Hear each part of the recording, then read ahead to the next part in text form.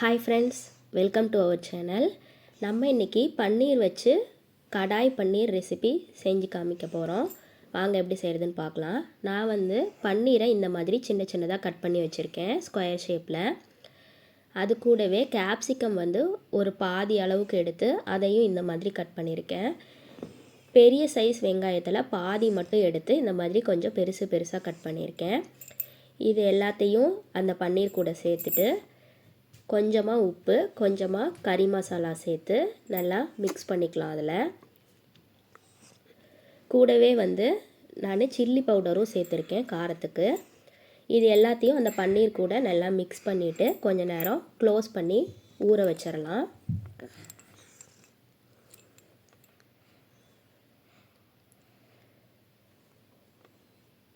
இது இல்லாமல் நம்ம தனியாகவும் வெங்காயம் சேர்க்க தான் போகிறோம். இது ஜஸ்ட்டு இந்த மசாலா எல்லாமே பன்னீரோட ஊறுறதுக்காக இந்த மாதிரி மிக்ஸ் பண்ணிக்கிறோம்.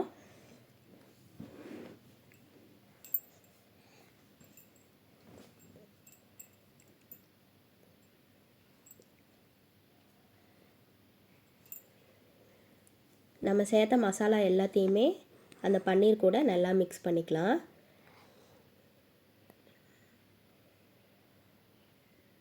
இப்போ ஒரு பிளேட் போட்டு நான் மூடி வச்சிட்டேன். ஒரு 10 நிமிஷத்துக்கு அப்புறம் எடுத்துட்டு இதை நல்லா மிக்ஸ் பண்ணிக்கலாம்.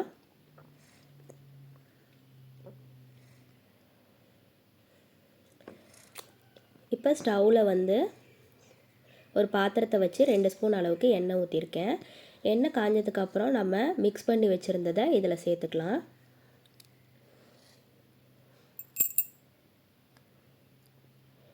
இதை நல்லா வதக்கிக்கலாம். வதக்கும் போது பன்னீர் கொஞ்சம் பிடிச்சு தான் வரும். அது ஒன்றும் பிரச்சனை இல்லை.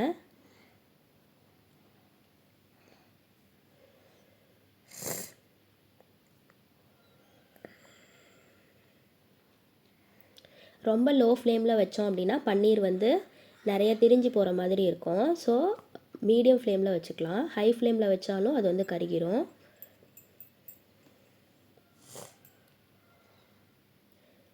மீடியம் ஃப்ளேம்லேயே வச்சு நம்ம நல்லா மிக்ஸ் பண்ணிக்கலாம்.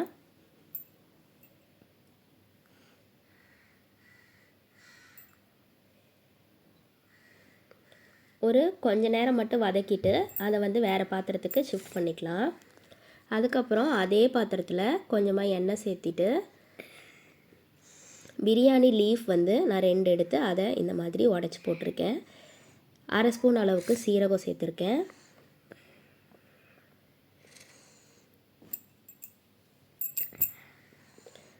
ஒரு பெரிய சைஸ் வெங்காயத்தை இந்த மாதிரி கட் பண்ணி சேர்த்துருக்கேன். இன்னும் பொடியாக கூட கட் பண்ணிக்கலாம்.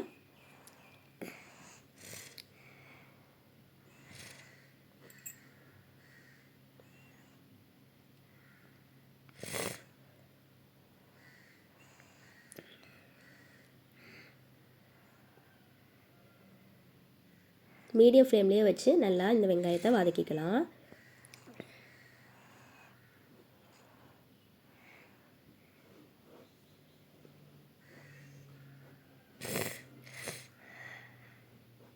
இது கூட கரம் மசாலா கொஞ்சம் சேர்த்துருக்கேன்.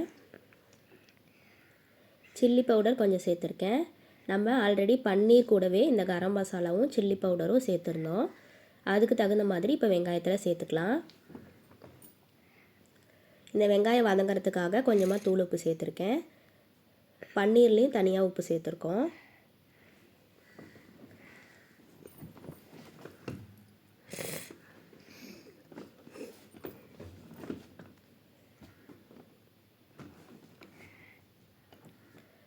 நம்ம சேர்த்த மசாலாலாம் வெங்காயத்தோடு மிக்ஸ் ஆனதுக்கப்புறம் கொஞ்சமாக தண்ணி ஊற்றிக்கலாம்.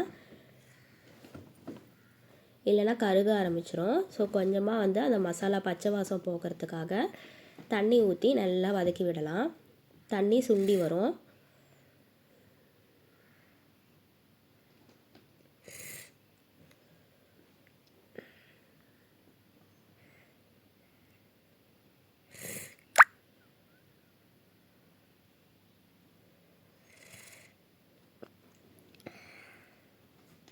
இப்போ ஓரளவுக்கு தண்ணி சுண்டி வந்திருக்கு.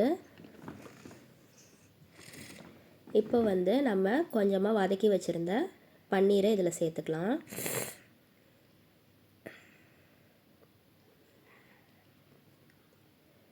அந்த வெங்காயத்து கூடவே இதையும் சேர்த்து நல்லா மிக்ஸ் பண்ணிக்கலாம்.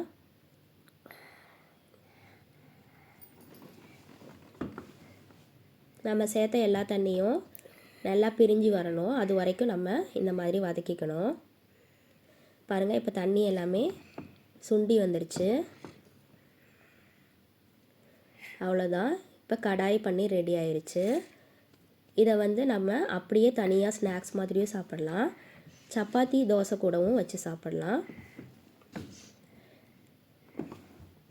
இந்த வீடியோ உங்களுக்கு பிடிச்சிருந்தது அப்படின்னா உங்களோட ஃப்ரெண்ட்ஸ்க்கும் ஷேர் பண்ணுங்கள். நம்ம சேனலை சப்ஸ்கிரைப் பண்ணாமல் வீடியோ பார்க்குறவங்க தயவு செஞ்சு சப்ஸ்கிரைப் பண்ணிவிட்டு வீடியோவை பாருங்கள். நீங்கள் வீட்டில் செஞ்சு பார்த்தீங்க அப்படின்னா உங்களுக்கு எப்படி இருந்தது அப்படிங்கிறதையும் மறக்காமல் கமெண்ட்டில் போஸ்ட் பண்ணுங்கள். தேங்க்யூ. பாய் பாய்.